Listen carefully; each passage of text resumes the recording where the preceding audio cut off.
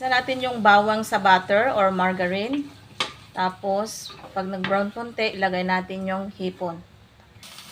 Ayan guys, nag-brown na. Ilagay natin yung sibuyas at saka luya.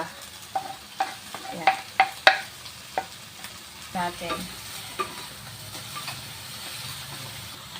Of course, ilagay natin tong konting shrimp ay squid.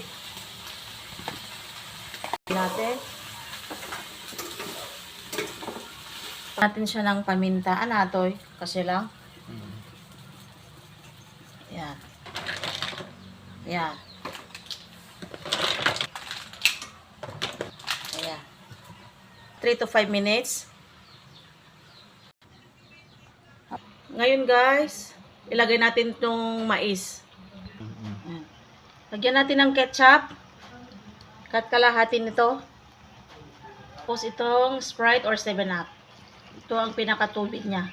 Yan. Lagay natin itong mais. Then, pakuluan natin ng mga 10 minutes. Yan guys, pakuluan natin. Ayan guys, luto na. Ilagay na natin itong dahon. Kunting